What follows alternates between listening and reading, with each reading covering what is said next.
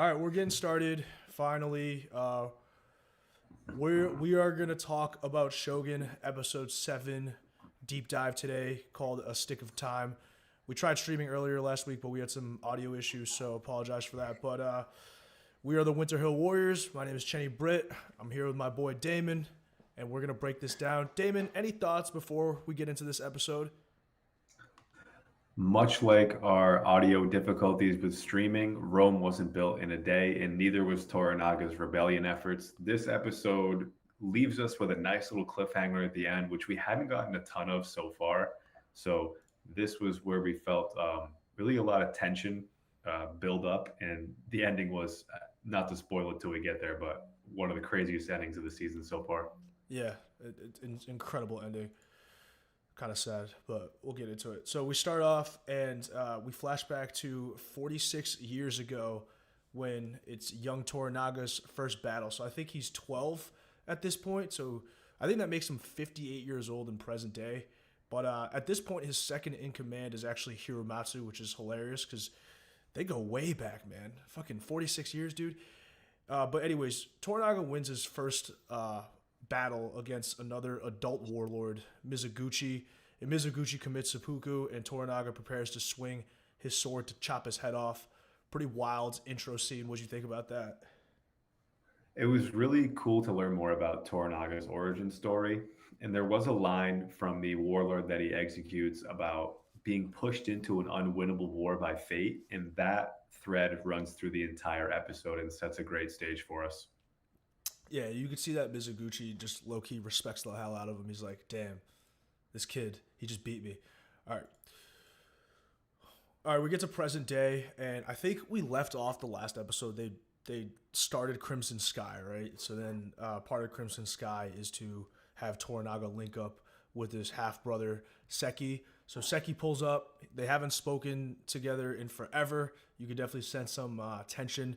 And an interesting part of this is that Saeki comments that he saw Toranaga's decimated army on the way over here. So it looks like Toranaga has left that scene on purpose for Saeki to see. It's a tense meeting, as mentioned earlier, but things seem fine. And Toranaga says, look, we'll talk tomorrow, tonight. Let's just get drunk. And Saeki seems like initially he's down to join Toranaga's army and help out. What, what are your thoughts on that? Shout out to the casting department because these two guys look like they could be half brothers, like very similar facial structure, but they also seem like they've led very different lives. We got to know more about the background between these two. Overall, just by looking at this guy, I don't want to judge him. He just looks like he could be a bad guy. Like the first thing I saw was like, geez, look at those eyes. Like they're kind of not really blinking enough for my taste. So we'll see what kind of effort he can actually give us.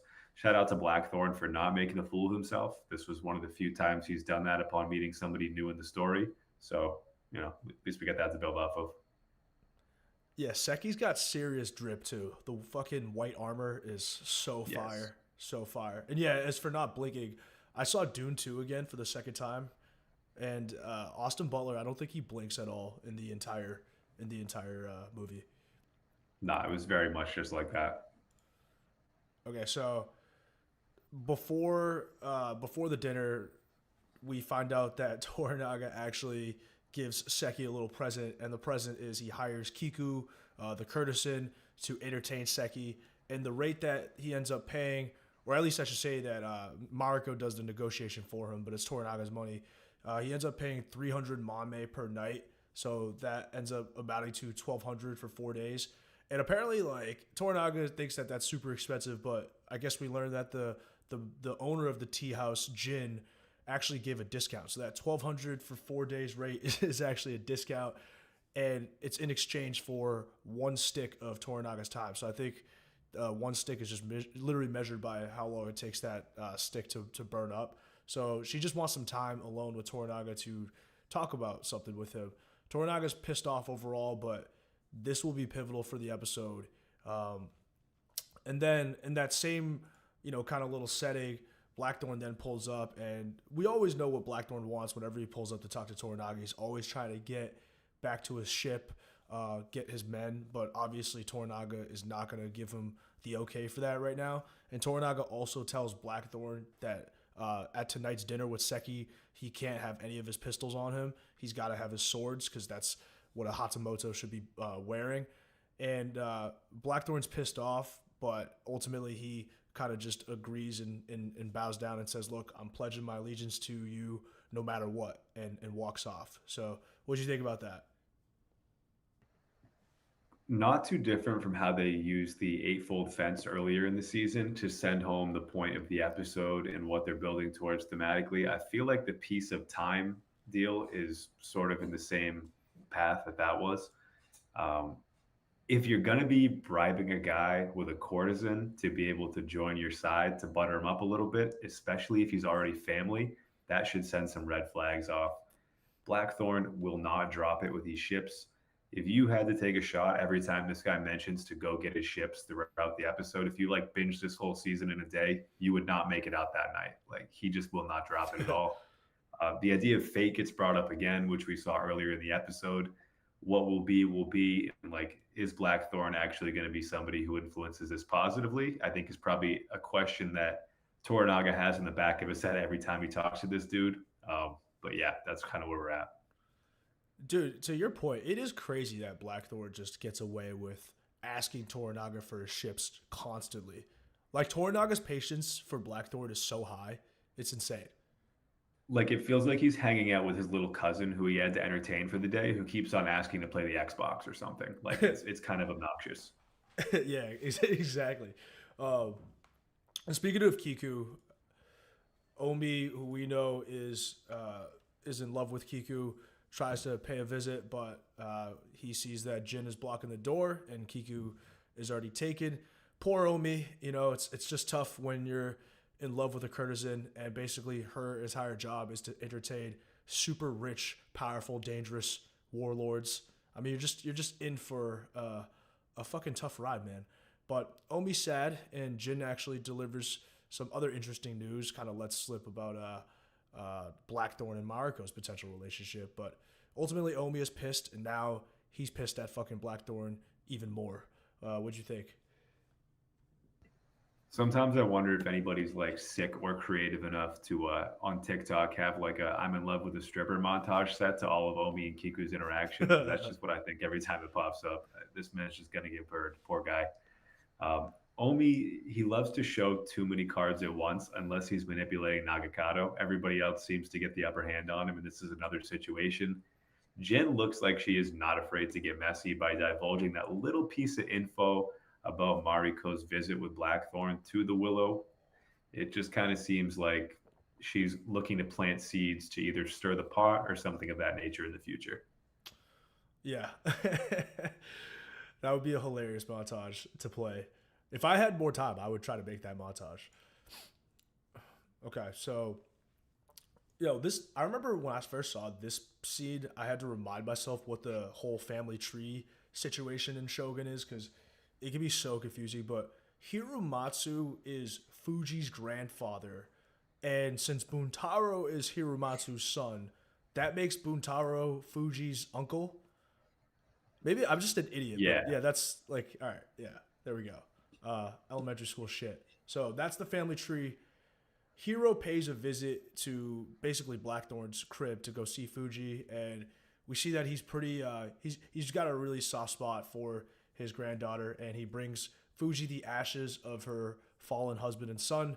I think her husband's name was Tadayoshi. He was the one who spoke out to defend Toranaga in the first episode, and then had to basically commit seppuku and kill his son. It's just so insane. But Fuji lets it slip that once she's done serving Toranaga, she wants to die. But Hirumatsu's like, why not just stay alive and bask in the victory? And Fuji's like, what victory? And there's that pretty tense scene where even Hirumatsu's like, yeah, you might have a point here. So thoughts on thoughts on that exchange? She's carrying a ton of just unhealed trauma similar to Mariko. You do forget that she's already gone through two gigantic deaths of people close to her. Just kind of earlier in the season, her husband was almost used as more of a plot device to forward along the tension with Toranaga and the Regents than it was really like as a separate character building type deal. Don't love her second guessing the chance of victory. You could also look at it in like, maybe they can win, but she's really saying what victory, as in like, what do I really get out of this, or what am I really going to have at the end of this?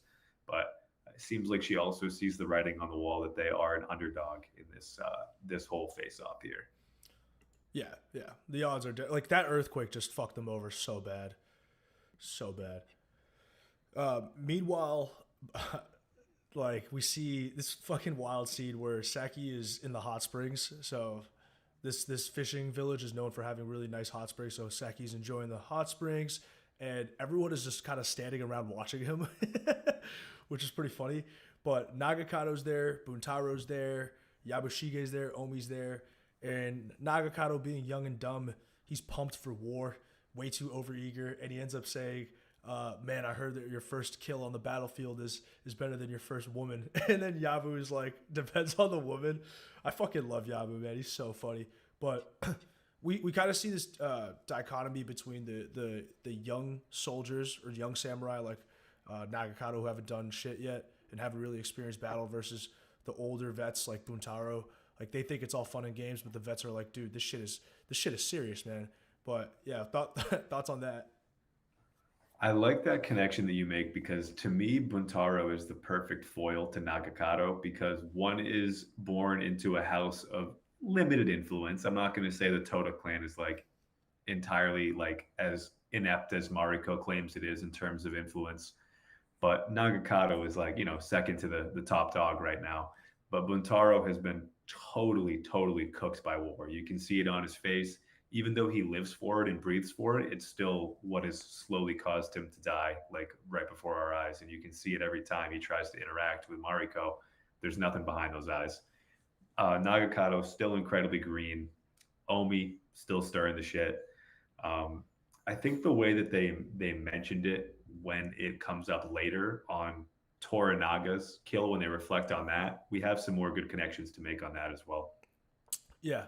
And then speaking of Omi stirring the pot, we're about to see that in the next scenes because right after all of this, it's basically dinner time, and this is when things go really bad. Okay, so family dinner starts off as just your typical kind of ball busting. If you've ever been out with the other men in your family who are older, like older uncles and shit, they always just kind of try you. They try to big dog you once they see that you're hitting puberty and getting bigger. So that's kind of how this starts with Saeki giving Nagakado some shit, just saying like, "Oh yeah, I remember when you didn't even have hair on your nuts." Just just typical shit. Like we've all been there. But that's going on. There's lots of sake being consumed, so we know it's gonna get fucking wild. And Nagakado's asking for stories about his dad Toranaga, just war stories, glory stories, shit like that. And Seki ends up telling the boy warlord story that we actually see at the beginning of the episode, where Toranaga at 12 years old won his first battle, and then Seki says, "Man, he chopped the head off with one stroke, this 12-year-old." So that's the story that Seki is telling. And then to your point, David, Obi is sitting next to Buntaro, and Obi notices Buntaro glaring at Blackthorn and Mariko. And Obi is like, "Yeah, you must be really honored that your wife gets to serve the Hatamoto." And Buntaro is just like, "I'm gonna fucking kill him." But yeah, Obi's just literally instigating shit for no reason. First third of family dinner. What did you think about that? This is just a testament to the culture of honor here in Japan because if that's just somebody talking to you at a dinner, like in your ear as your girl's across the table interpreting for a guy that you're pretty sure she's had a fling with, you're probably giving him an elbow to the nose at the very least. Like that's a heinous offense by Omi on that one. The idea that they're having the ball busting also gets compounded by the fact that the guest of honor is a goddamn wild card. I don't know if any of you have ever had an uncle come back into town who's been away for a while or hasn't been around the family for a minute, but there's always some kind of baggage attached. Maybe he's just been busy. Maybe he owes somebody money. Maybe there's some tension under the surface. Like it's the kind of guy who like may have taught you how to play like a sport as a kid, but now like looking back on it, like he's still got an axe to grind with somebody. So you're really not sure what's about to go down here. Yeah, I had something similar with all like my friends' older brothers, it always starts with, hey, you're getting big, huh? Look at you, you're getting big, man. And then it's like that hard kind of slap slash grip on the arm. They're kind of sizing you up, trying to feel like if there's any muscle, if they can big dog you still or not. It's Bet I could still take you one on one, huh? You yeah, want to go yeah, out back and play? let's go play right now. All right. All right, let's move to the second portion of dinner. We split this dinner scene into thirds, but this is when dinner starts going south. So at first, Hiramatsu asks Seki if he's enjoyed the gift, and we know that the gift is an all expense paid trip to the tea house to spend 4 nights with Kiku. And Seki's pretty satisfied, but he makes this just randomly profound statement about beauty. Like he just drops an absolute bar. He basically says that beauty is fleeting. It's like fucking a sunset. I thought that was just a fire line. But Toranaga then is like, all right, we'll talk about the specific arrangements tomorrow, because obviously in exchange for Seki joining him and helping him fight, Seki's got to get some sort of reward, right? So Seki's like, fuck negotiating tomorrow. Let's talk tonight. You know, I'm nervous about this. I kind of just want to know exactly what you want to give me. And he says, you know, what about Izu? I'd love to rule Izu. And that's super awkward because Yabu, who's at the dinner as well, currently runs Izu. And then Seki proceeds to tell a very embarrassing story about Toranaga.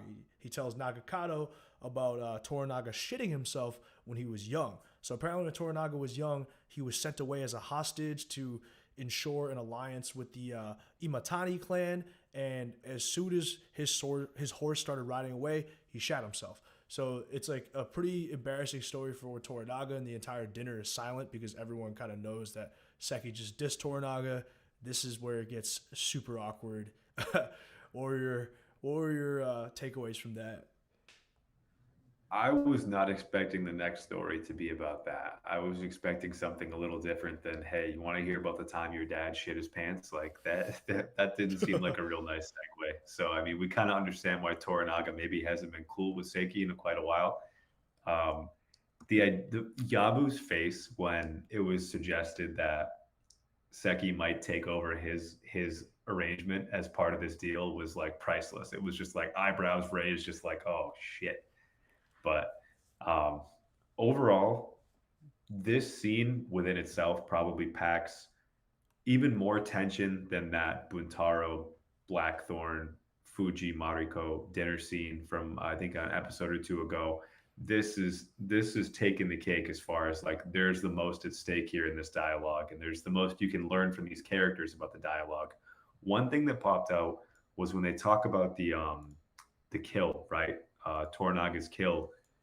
Toranaga doesn't seem to be like super hyped about it. He seems like it was kind of more of like an intimate, sorrowful moment where he learned a lot about the world and not really like a bragging, like chest beating thing, which then ties back into that episode when the same conversation with Buntaro and Blackthorn, when Fuji and Mariko are in the background, where it's like Buntaro makes that point that you're not supposed to brag about this stuff. Like this isn't like what you do. Like it's different. It's a deeper meaning to all that.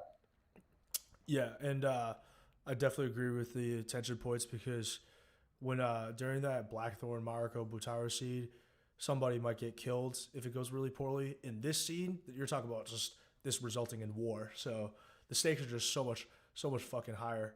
So we get to our last third portion of dinner, and at this point, it just completely falls off the rails. Seki drops the bomb. He says that he's now the 5th regent. So I remember that Lord Ito was basically bullied into being a part of the regent or council of regents, but then Ashido murdered Sugiyama, so they still needed one more. So Seki says that he's now gonna be the 5th regent. In exchange, basically, he's on Ashido's side. So he says, look, you're ordered to now come to Osaka Castle where you're gonna answer for your crimes. And at this same time, Seki's army has surrounded the village and blocked all the exits. So there's nothing that Toranaga can do right now. He can't fight himself out of this. And at this same time, Nagakado gets delivered the order to kill himself, which he almost accepts, which I guess would have meant that he had to do it if he actually accepted that piece of paper. But Toranaga screams at him and says, "Don't accept it." So he narrowly by 1 millisecond, he saves his life temporarily, I should say. But yeah, crazy fucking end to dinner Toranaga is in a bad spot. What'd you think about that? Oh, and real quick, Nagakado was given that order because for the murder of Jozen, which was Ishido's number 2. So that's why he's given the order to kill himself right away. Toranaga's given the order to return to Osaka and stand trial. If you were to put this in modern terms, it would be like, no, don't open that email, or you're gonna have to commit seppuku. Like, you know what I mean? Like, it's kind of crazy how the formality plays into all of this. Like, simply just not accepting a piece of paper is going to extend your life somehow. That the curveball, I didn't see it coming. I had a feeling he was going to play hardball. When this episode first started, I was like, well, his bro is going to squeeze him for everything he can get because he hasn't enjoyed the type of stature that Toranaga has over the course of his career. So he wants a taste of the good life. The fact that Ishido gave him the Regent post seems like Ishido already had like an idea about this. My hot take on this is that if Lady Ochiba wasn't part of the villain squad right now, I don't think Ishido would have ever had that idea to premeditate a bribe of sorts to Saeki to be able to like block off Toranaga's escape route. Yeah, I agree with that. I mean, we haven't read the book, so we don't know. Someone might know the answer, but I'm with you. Ishido is not clever enough to come up with that sort of plan. That definitely reeks of something that Lady Ochiba would do. All right, let's keep going. So, forgot to mention one thing. Silly me. Toranaga's response to all of this shit is to say, okay, just give me one day. I'll give you your answer tomorrow at sunset. And Saeki accepts that. He says, okay, you get till tomorrow at sunset to decide what your response is.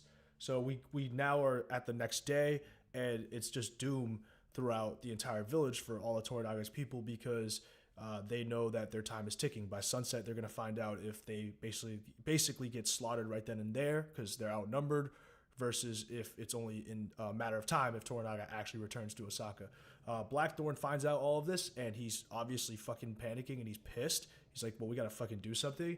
And, Mariko tells him, look, if we surrender, everyone here is going to have to beg for their lives. 50% of the people will commit seppuku out of loyalty to Toranaga. So pretty bad outcomes either way.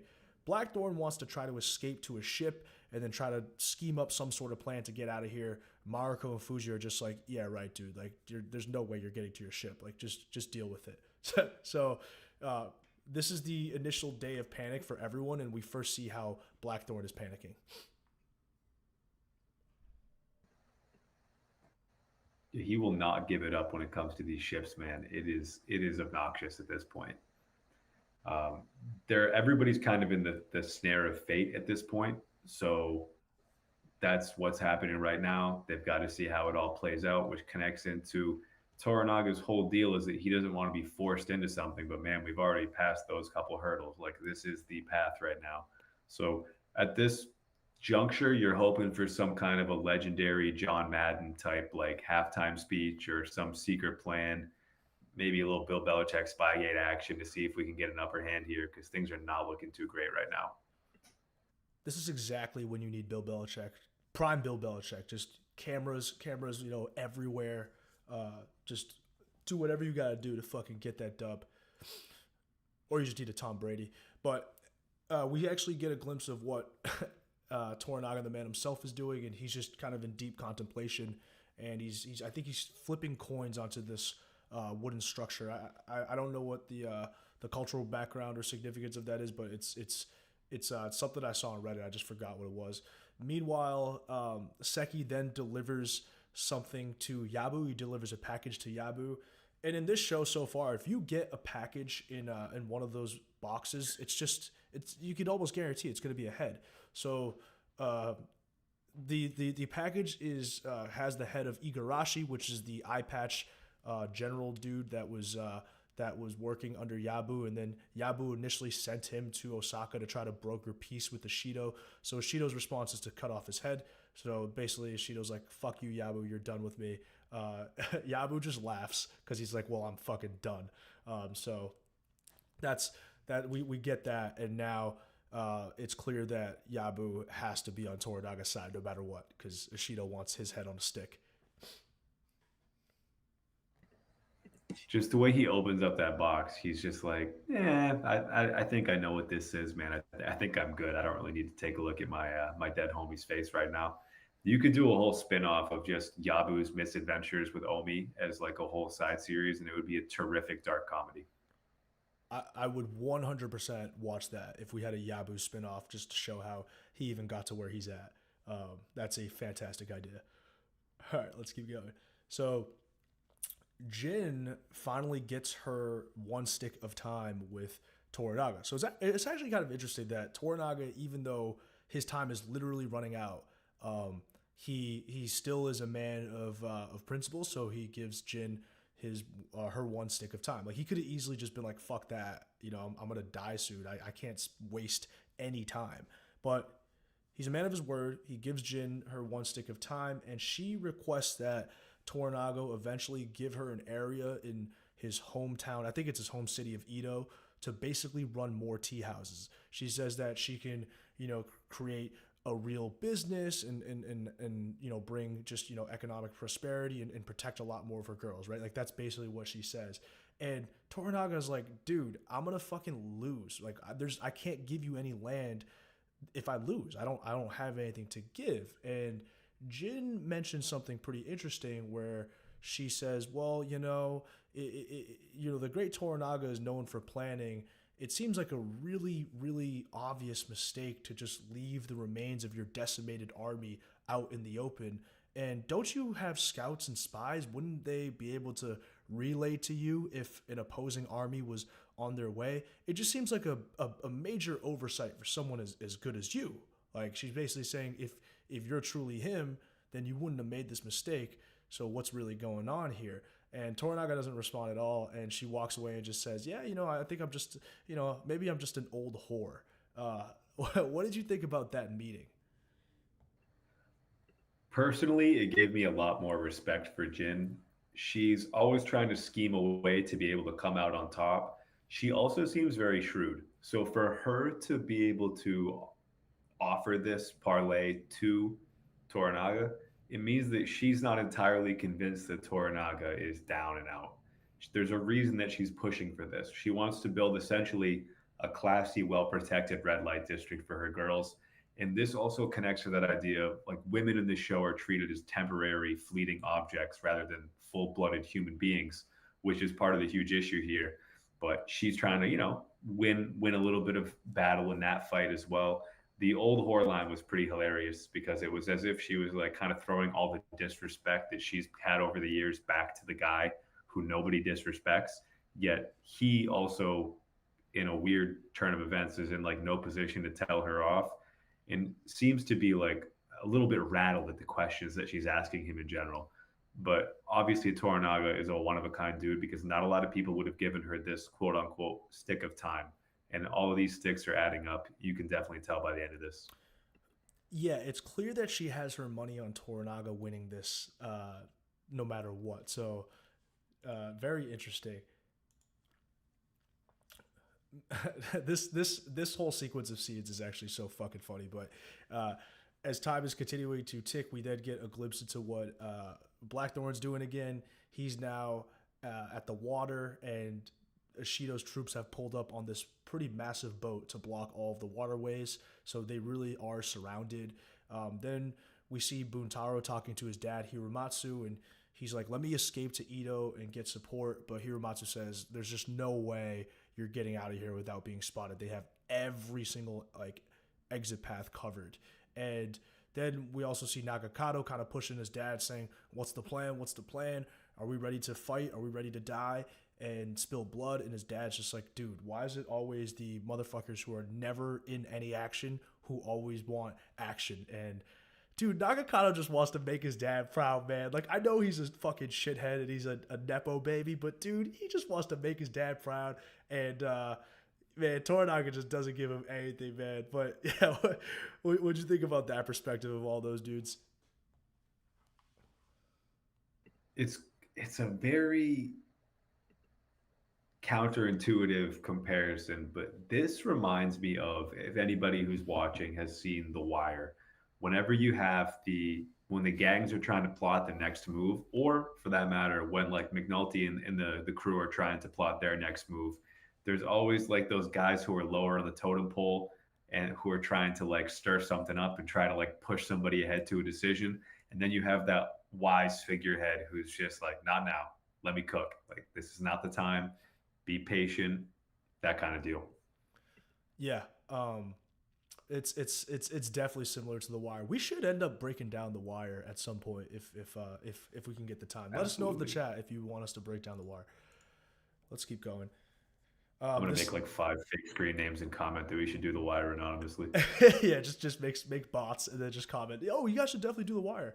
Um, then we see this is like the longest day, or I should say this is the shortest day ever, because if it's your last day before a major decision is made, then you're probably trying to do as much as you can. So Yabu hilariously just pulls up to the hot springs, and we actually see Seki's army at the hot springs as well. So it's pretty awkward, and it looks like a fight might break out because it's Yabu's dudes, it's Seki's dudes, they're all at the hot springs, and Yabu just strips and just fucking gets in the hot springs. It's just like, fuck it, might as well have, might as well enjoy my final hours if they truly are.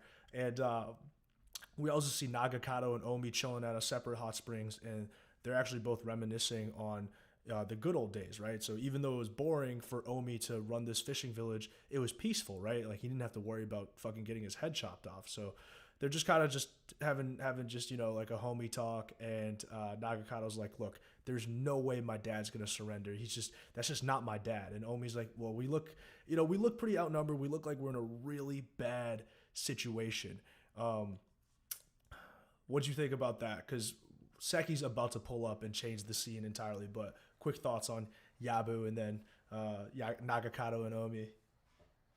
Yeah, I titled this one in my little caption notes, Yabu and the boys hit the springs. You can feel the sense of acceptance showering over them. It's all kind of hidden. Yabu's just here to chill, trying to live it up as he can, as you said. I thought it was super ironic that in the convo between Nagakado and Omi, Omi blames it all on them being too ambitious, trying to have too much, when Omi is the one who every single episode is trying to scheme to get himself more and more and higher up the totem pole. So that was maybe a little bit of self realization on his part. Blackthorn is hinted at as kind of a curse again because it was like, after that barbarian ship pulled up, everything was way different. Like that was really the straw that broke the camel's back, where it's like, you know, I'm sure there are some other factors, like the fact that Toranaga was going to stage this revolution no matter what. So that was kind of interesting to me. Yeah, I do agree with that. Omi's like, so he's like, oh yeah, maybe we're too ambitious, but it's like, dude, you're a hypocrite. But um, No accountability. zero accountability by Omi. But as they're chilling, Seki pulls up and obviously overhears some of the conversation, and he says, "Look, man, I don't want to have to make this decision.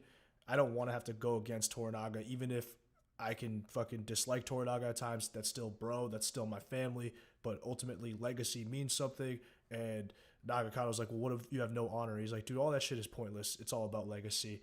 And he asked Nagakado, like, "Would you rather die over honor, or would you rather just do whatever it takes to have a legacy?" And Nagakado says, I'd rather choose the beautiful death. And Seki, as someone who's much older and more experienced than these two guys, he's just like, dude, you guys are idiots. Death is not some beautiful, glorious thing. It fucking sucks. It's lonely. Um, a clash of viewpoints, as you will. But thoughts on that? When Seki went on this little legacy type rant, for some reason I kept on thinking about like the NBA legacies, just because my brain is like Twitter rotted out at this point. So that's on me, guys. I'm sorry about that. But the what he was saying just reminded me of like back in the day in history class when your history teacher told you, like this is what we have in these books, but history is ultimately written by the victors. So no matter what Seki has to do to get this power grab, even if it's screwing over his family, I think he still has love for Toranaga. But even if it comes down to that, he's cool with it because he just needs to go down as a guy who is like a decision maker, a guy who made some waves. And he's clearly trying to jockey for position right now on who he thinks the real winner is going to be. And Nagakado, man, like we love this guy, but he just doesn't know shit. He almost adds no value to any conversation when it comes to like actual like intelligence. I like, I love it. I would grab a beer with this dude, but like I would not trust him for advice. Yeah, how does Seki's betrayal of Toranaga affect Braun's legacy? I'm very curious. All I'm saying is Ray Allen may have saved his career. Ray Allen saved LeBron's career. Okay, uh, as the clock keeps ticking, Blackthorn and Yabu end up horsing around. So it kind of starts with Yabu just being frustrated after the hot springs. He's looking out at the ships and he just realizes, man, this is all fucking over. He looks at that cauldron that he boiled one of the sailors alive in, and he looks at Blackthorn. He's just like, yeah, I bet you wish I fucking boiled you. Now look at this. We're all fucking dead anyways. Like, he's just pissed off. He's ranting. Then he gets more mad that Blackthorn can't understand him. So he ends up like pulling up on Blackthorn and then gives him the sword. He's like, this is how you hold a sword, you fucking little bitch. And he's kind of bullying him, but also teaching him some stuff on how to wield the sword. And so it's it's definitely bullying, but there is some element of playfulness to it, I guess. But Buntaro just elevates everything. He just takes it way too far. He's just watching nearby, fucking glaring at Blackthorn, pissed off as fuck, and he just comes out of nowhere and puts his sword to Blackthorn's neck and is about to kill him, but then thinks better of it. And as Yabu looks at all of it, and he's just like, "You would have died if I wasn't here." Just walks off. So just kind of them taking out their frustrations on Blackthorn. Yabu doesn't really have a reason to be frustrated at Blackthorn, but obviously Buntaro does. But thoughts on the boys horsing around? Yabu is just projecting based on the fact he thinks he has like 18 hours left of consciousness on this planet. I think he thought he had some more to accomplish, and I think that's where the anger is coming out at. Buntaro, look, if you know you're going to die in 18 hours and you have a sword and the guy who may or may not have slept with your wife is on the ground ready to be in a position to have his throat slit, you're probably going to at least entertain the idea. Like, especially if you've been in the trenches, have a little PTSD. Like, I would not totally have blamed him if he had actually made a little bit of a decision there. Blackthorn, this was not a very strong Blackthorn episode. I don't think he was a very vital part of the plot, which I think needed to happen because we've been getting a heavy dose of Blackthorn the last few episodes. So he's kind of just there as like a kind of a mirror for these two guys' frustrations at this point. Yeah, it's that's a good point. We actually then cut to Fuji and how she's handling all of this. And Fuji's, dude, I fucking love Fuji. Like, Fuji's become one of my favorite characters, but she's just training with the Naganita. I think that's what it's called. And Fuji's attitude is, look, if we got to fight, we got to fight, So she's training, and then Nagakado pulls up on Fuji, and they actually have a nice relationship where Nagakado, for as much of a shithead as he is, this dude does understand to some extent what sacrifice and loyalty means. So he pulls up to Fuji, is just like, dude, like, your husband, his sacrifice, it's mad respect. He was the man. Well, I wish I had the guts and the balls to do what he did that day when Ishida was insulting Toranaga. Like, his sacrifice won't be forgotten, and it should have been me standing up for my father. And Fuji's just like, hey, we do what we can, but just mutual respect there. A nice little scene. Yeah, she has had to endure the actual struggle and suffer a little more than Nagakado, so she has a perspective to offer that makes him stop and think a little bit. And you can actually see like a little bit of knowledge falling upon him just based on the way he makes the eye contact there. But completely agree with you on Fuji. Since episode 1, power ranking wise, if I had to give you a top 3, she is in the top 3. I can't tell you where she is, but she's definitely in that top 3.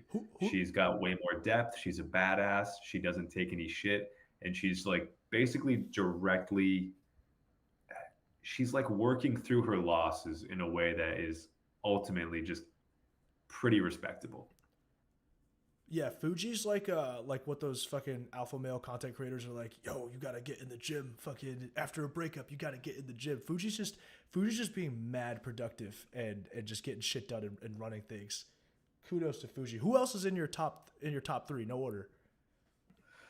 I due to my British heritage, I feel like I got to throw a Blackthorn in there. You know, I Yeah, got you like at gotta least pick him. 20%. I got 20% over there according to 23andMe. So I got to stand up for the dead homies on this one. I got to Yeah. put Blackthorn in that top three. Yeah. Um, I don't know what, I don't know who my third would be. Dark horse candidates, Yabu. Yabu may actually be closer to 1 than 3, to be honest with you. I think Blackthorn might be the third guy in there, where it might be Yabu, Fuji, Blackthorn as the three. Dude, What about you? that's a strong trio. Yeah, I was gonna say, as a white man, you gotta have one white guy in your top three, and if it's not Blackthorn, it's gonna be the fucking Portuguese, and you can't have that. Oh, no, no, thank you. Not yeah, not No offense to the Portuguese, but I just don't really fuck with those guys. I wasn't really a fan of the Catholicism they were pushing. I feel that. My all right, my number one is definitely Yabu. I've been pretty open about that. Then I actually have Fuji in my top three as well. I don't know if my third I'm close to Blackthorn, but dude, I think I gotta go with. This is gonna sound basic as fuck, but I think I gotta go with Toranaga, man. I just dude, No, that's not basic at all. his chants are crazy. Oh. All right, let's keep going before I fucking embarrass myself even more. I think we're too late on that for both of us.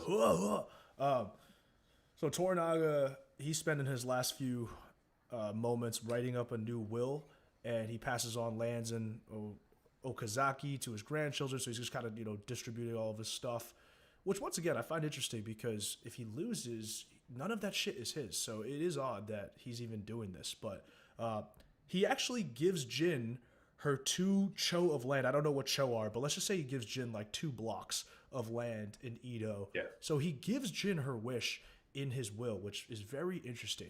So while this is going on, Buntaro pulls up and he, in front of Mariko, I should add, and he asks for permission to kill Blackthorn, which is just so crazy.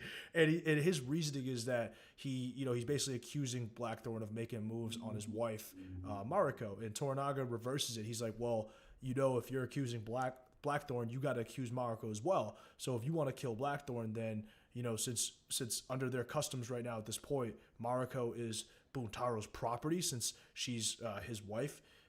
He also has to kill Mariko. So he flips it on Buntaro, and Mariko is just like stoic, and she's like, "Yep, I am my husband's property. He can do what he wishes." It's such a fucking crazy scene, but Buntaro's like, "No, I'm not accusing my wife." And then Blackthorn's basically just teaching him about the transitive property that you learned in fucking high school math. Like if A equals B and B equals C, then A equals C. And goddamn, maybe I'm on a rant right now. But Toranaga's like, dude, if you're accusing Buntaro or if you're accusing Blackthorn, then you're accusing Mariko. If you kill Blackthorn, then you have to kill Mariko. So which one is it? And Buntaro's like, all right, I fucked up. Like I've just been emotional, man. Like just And so then Buntaro leaves, and as soon as he leaves, Toranaga looks at Mariko. He's like, dude, what the fuck is wrong with you? Are you gonna be on Blackthorn's side, or are you gonna be loyal to me? Like, make a choice right now. Like, pledge your loyalty to someone right now. And Mariko's just like, I don't care about anything anymore. I just want to die. And then Toranaga's just like, dude, why does everyone you just see the look on his face. He's like, come on, man, what's with this fucking suicide shit? Like, he almost has that look on his face where he's like, dude, you're just like, no, that's not what I asked. Like, relax. Like, you don't need to die. But yeah, thoughts on that? Yeah, it was like Toranaga doing couples therapy over here, and it was a weird moral quandary because we knew that Mariko was still on that line of thinking. She's essentially suicidal at this point, but the customs of her time prevent this from even being an option, which is, on one hand, reassuring because it means she won't commit suicide. But on the other hand, it is incredibly depressing that she doesn't even have enough autonomy to do that if that was her true wish. Toranaga has been on this side of an offer like this before. I think he's just done with it, though. I mean, like you said, the reaction to Mariko at the end after he thought he'd already squashed it to like, well, and now you want me to do what? You want me to give you permission for what? You're you're the only way I can talk to Blackthorn. Like, what are you doing right now, man? Like, we're like on the eve of like a great decision, and you're gonna do this to me. So it was that was pretty funny, but like in a way that you wouldn't really expect. Yeah, I agree. this show has so many serious moments, but then there are just moments of just like levity and just lightheartedness. It's dude, it's such a fucking good show. But we finally get to the moment of truth, or I guess we're moments away from Saeki pulling up and getting Toranaga's official answer. And this part was hilarious, dude. So Toranaga's kind of waiting with Hiromatsu. And he goes, "Look, why didn't you defend me the other night at dinner?" And Hiromatsu thinks that Toranaga is referring to him, the story of him shitting himself when he was younger. And Hiromatsu's like, "Yeah, I fucked up. I should have defended you." And Toranaga's like, "Dude, no, not that story. I don't care about that story. About the story of me chopping Mizuguchi's head off in one stroke as a 12-year-old child. That is such a bullshit story. Why didn't you say anything?" And they have this laugh where Hiromatsu's like, "Yeah, it took 9 times for you to actually take the head off." So it kind of shows that the truth versus legend, stuff like that. And this was just like a really cool little moment. Just go off on this, man. I definitely am curious on your thoughts on this. One of my favorite genres in any action, historical period piece, anything involving a great battle, especially like Thrones had a couple of these too, is the eve of defeat, like what the people actually chop it up about and what the conversations hold, because they're usually super insightful and also pretty hilarious. Like that moment where it's like, who picks a child to be his second? Like he knew he was going to butcher him. So that was kind of a funny moment for me. I like how reflective Toranaga is and how much more we've learned about him. They've taken a nice approach of each episode really tells us and backfills a lot of info. The Lady Ochiba Mariko side by side flashbacks and everything was awesome. This was another very well done episode to tie this all together thematically because, I mean, it makes sense. Toranaga is not a guy who wants to take a life. He's not a guy who wants to spill needless blood. He's a guy who, when the situation calls for it, he's a brilliant tactician, a bit of a trickster, but he likes to be fair and honorable all the same. He conducts himself in a way that no other leader in the story has. And historically, I mean, I would love to actually like read more about who he is based on because I feel like this had to be an iconic dude in terms of impact on history and the way that he operated. What did he mean when he said, "Who picks a child to be his second"? Was he referring to Hiromatsu? Because wasn't Hiromatsu his second, or was he talking about Mizuguchi? Like, what did he mean? I think it was Mizuguchi. So Mizuguchi commits seppuku, and then the second, I believe, is whoever comes in after with the sword to like finish it off. Oh, Does that make? I yeah, yeah, think that's what it is. yeah. No, I think you're right. I think you're right. Yeah, that makes a lot of sense. Yeah, good fucking call. Nice. All right, Toranaga's surrender. So Seki pulls up looking dripped out as fuck, dude. Oh my god, Seki's swag is off the charts. But yeah, he pulls up and Toranaga surprisingly surrenders. So all of his men are like, "What? He actually surrendered?" And Blackthorn gets fucking pissed and he storms off. But before he storms off, he kind of shits on Toranaga in front of everyone. And even though they can't understand what he's saying, other than Mariko, everyone knows they can read body language. He's disgusted with Toranaga. And so as part of Toranaga's surrender, tomorrow he's going to be escorted to Osaka, and Seki's going to be his escort, and that's where he will be judged. So second to last scene, Toranaga surrender. What's your take? If Blackthorn, for all of the cons to his strategic nature, he's a dog. He is itching for a fight. He does want to get back at the Portuguese and he wants to help Toranaga because of what Toranaga's done for him, even if it does mean like, he's going to get to his little fetish with his ships is going to be satisfied. He is going to be able to be a big impact player if he's given a green light. He's been asking for a green light for about 5 episodes now. I like the fact that he gave a shout out to Yabu and Nagakado as like these two wanted to do what I wanted to do and they wanted to go out with an honorable death. So like I'm going to give them a shout out. The rest of you guys can kick rocks. There is an interesting point to be made here. We can talk more about this at the end, but like what Toranaga's real plan is, because it does seem like Blackthorn's reaction is so genuine that it just completely sells the idea that Toranaga is about to lay down almost too over the top. Yeah, we're definitely gonna talk about theories after this. All right, final scene. This is a pretty hilarious title that David put in. Nagakata goes Leroy Jenkins. If you haven't watched Leroy Jenkins, just search it up. But um, so that same night, Saeki is smashing Kiku, and Kiku says, "Hey, like I can go get some toys, so let me just leave." Who knows if Kiku was in on this or if this was actually just good timing by Nagakado? I have no idea, but she leaves and Nagakado ambushes um, Seki and all of his men. Not all of his men, but just kind of the guard near him. And most of Seki's guys are getting slaughtered. I think it was kind of hard to tell. And Seki is caught, literally and figuratively with his fucking pants around his ankles, right? Like he doesn't have a sword. There's nothing he can do. So he's outside in the rain, like basically crab walking backwards, and it looks like it's gonna be an easy kill for Nagakado. And as he goes for a power home run swing, he fucking slips and falls and cracks his head open on a rock and just dies, like bleeding out in his brain, dude. And when he dies, Seki looks over. He's just like, "Where's the beauty in that?" Like Seki doesn't even look happy. He's just like he looks just disappointed and like a little bit sad, to be honest. But fucking insane way for it to end, man. Um, I I love Nagakado, bro. I really liked him. Like I know he was fucking immature and shitty in a lot of ways, but damn, dude, to have him be dead, I don't know. Powerful way to end the episode.